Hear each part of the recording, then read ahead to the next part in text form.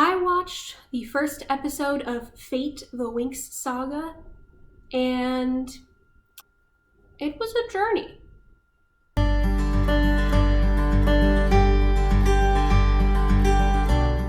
Hello and welcome back to my channel. Today I'm going to just briefly touch on my experience and overall thoughts with the first episode for Fate, the Winx Saga. So there will be some spoilers. If you haven't watched the episode yet and you want to avoid those completely, then click away now just to be safe. I still will keep things fairly general, but things can happen. I want to start by saying that I was not one of the people that had actually watched the original Winx animated series. I knew that it existed when I was a kid, but I didn't watch much TV, to be honest. I just read a ton. So it's not something that I have like this deep emotional attachment to, so to speak. And I also don't know that much about the characters in general. I've just seen pictures of the original animated cast and don't really have any mental picture of how the characters should be beyond this show. Just wanted to start out by saying that, so if you've seen the original and this show completely differs from the one that you know and love, just know that I will not be able to give any insights into that. Okay, so world building wise, I found it pretty interesting. It's like Hogwarts for fairies, but dark and edgy. It's also just so much like Harry Potter, and the similarities are so apparent that in the first episode of this show, they felt the need to call out how similar it is so that you didn't do it on your own. It's not a super original trope, you know? Kid finds out they're special and goes to school for magic where there's other gifted and magical kids. It's not original, but it's fun, and it's one that I will continue to watch and read trope-wise because heck, don't we all wish we suddenly found out that we were magically special and could do magic? There's also something scary and evil of an unknown origin that is lurking in the woods around the school. There's a magic barrier that keeps this evil monster thing from getting into the school, but it doesn't keep the students from going out into the scary woods where the evil thing is. And for something that is apparently so evil and is very scary, the students are very nonchalant about it, and multiple times in episode 1 venture into this forest of death for no good reasons, just for stupidity. And I feel like if there was something really scary lurking in the woods, that would be something that the students know about and avoid. The veteran students even encourage some of the newer students to go in there without properly warning the students what was out there. Because of course, you know, there's first year students. Maybe those first year students just don't have the knowledge of this evil thing that lurks there. So wouldn't you think that the returning students and the faculty, excuse me, isn't this a part of orientation? Feels important enough. But like, why would you do that? Do you really wish death on others that much?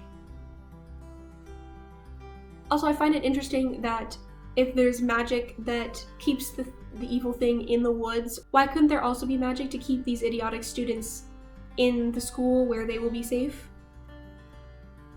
I just don't understand why the faculty of this school would not take it upon themselves to immediately upon this new student's arrival, tell the new students about the potential dangers of the school or leaving the grounds.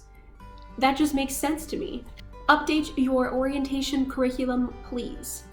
As I was writing down my inner monologue as I was watching, I took a lot of notes, okay? But one of the things that I noted is that apparently having red hair is a personality trait. And I get that that's a stereotype, but they were really rude about it in a lot of ways, and I did not appreciate that. One thing that bothered me is that they said that Bloom is originally from California, and as somebody that lived in California for the majority of her life, I can tell you that Bloom does not dress like a typical Californian. And that really bothered me. Because if you're gonna claim that somebody is from a certain geographic area, and that geographic area has a very distinctive sense of style, wouldn't it make the most sense to have the character at least bear pieces or traits of that style? I mean, I would think it would, but I also don't know fashion, design, or movie making, or TV show making. So that's not up to me. It was just something that, as a former resident of Southern California, it stuck out to me that Bloom would not likely fit in, at least in most of the areas that I experienced in California. What she wears in this fairyland is a whole other thing. How do they get such good cell service at this fairy school that is supposedly in like a different dimension or something? It's a different world. And how can I get this cell service provider? Because holy cow, if it can transcend worlds, then it can definitely at least give me service in all areas of my apartment.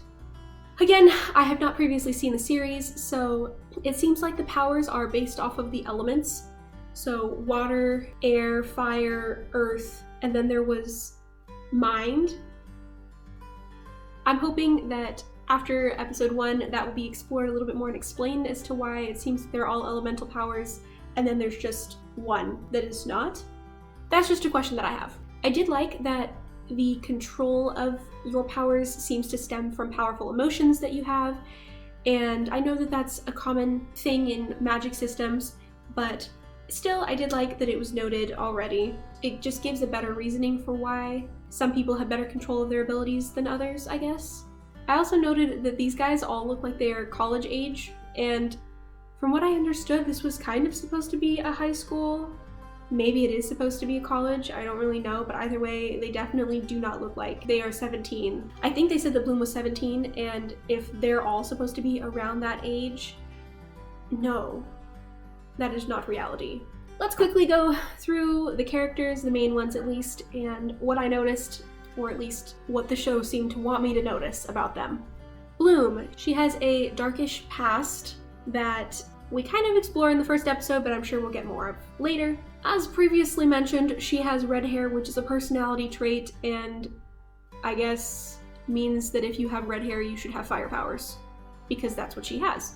She is very emotional, and she's going through a lot of turmoil right now, and she's also very in denial about certain truths that seem to already be coming to light in the first episode. Stella is the typical blonde, mean girl, queen bee that is too cool for school, and it looks like they're trying to make it look like she has some sort of emotional turmoil within herself, but as of the first episode, I don't really have sympathy for her. She literally just tried to let a first-year student go to their death. Musa is an empath, but she's very rude, and I guess that makes sense. I wouldn't want to know everybody's emotions all the time either, but still, goodness. She loves music and uses it to block out the haters, and even the people that aren't haters and are just trying to be nice to her. I think her name is Aisha.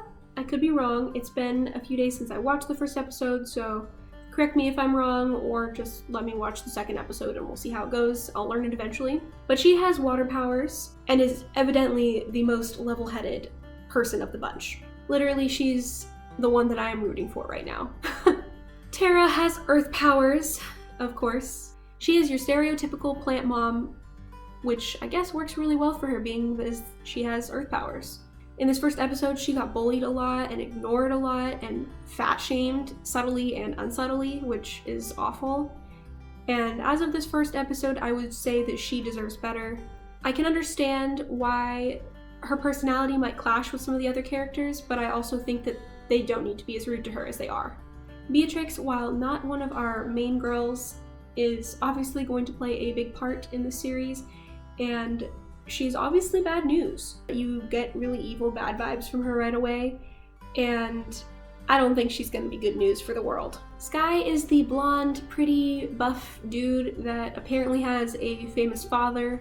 He is tough, popular, and nice, and apparently is gonna be fought over by at least two of these ladies because Stella and Bloom already seem to both have some sort of interest in him, while Stella's is overt. Bloom's is just hinted at. Those are the general character overviews. My overall thoughts are that this is supposed to be fairies, but edgy. We'll see how that goes. I'm not sure if I'll be super into that vibe, but I'm down to try it. So far, I really only care about Aisha's character and Tara a little bit, just because she's been bullied and obviously mistreated. And then Tara's new friend that she saved from a different bully. I also care about him so far. For a school with a monster lurking outside the grounds, the faculty does a really trash job at explaining to the students why they should not venture through the magical force field. Everybody in the show should really just take a chill pill because the angst is overwhelming and they are all way too uptight. There's just this level of stress that seems to just be in all of the students. Everyone's just rude to one another for no reason, and I wouldn't want to go to school there with that kind of group of kids. I am curious to see what happens next, so I will keep watching. My predictions are that Tara and the new guy that she saved from being bullied will probably end up having some sort of romantic thing, maybe. At least as of right now, that's what's hinted. The bully guy that was trying to bully Tara and that other kid, he's gonna get involved with the bad guy crew. He just doesn't seem like a good guy. Also, I don't like that he is hard to tell apart from Sky, the other blonde buff dude. I wish that they looked a little bit more different. I'm really hoping that Sky is gonna end up being mad at Stella for purposefully endangering Bloom. And if he isn't mad at Stella for that, then I have a lot less faith in his character. I think it's pretty obvious that Bloom is going to be the special chosen one with special, super awesome magic powers. But I actually wish that it was going to be more of a focus on how not just one person has really awesome powers, but that when all of the girls work together is when their powers are super strong, and that's the special thing. So I hope that they focus on the group dynamic a little bit more and not just about how one person is super special. Also, Bloom is a changeling. Duh. I would also like to note that as soon as they started exploring Bloom's parentage and her birth situation, I totally called that she was going to be a changeling, and it was very quickly confirmed. Well, not officially confirmed, but it is a theory. And I think that I can say that I have officially read too many books about fairies if I was able to pick up on that really quickly, even though they were making it pretty obvious. I was still proud of myself for picking it up before a character specifically spelled it out. As far as diversity is concerned, I'm pretty sure that's been a topic already been discussed up the wazoo about this show. Apparently there was a Latina character in the original series that was cut and exchanged for Tara in this series, and that's really all I know about it. I'm glad that they're at least showcasing a different body type on the show with Tara, but I wish that it wasn't the butt of a joke type of thing, at least in the first episode. I wish it was more just like, okay, here's another awesome character, another person that's got depth. That is all I have to say for now on the first episode of Fate the Winx Saga, and the first episode was called Episode 1, The Waters and the Wild.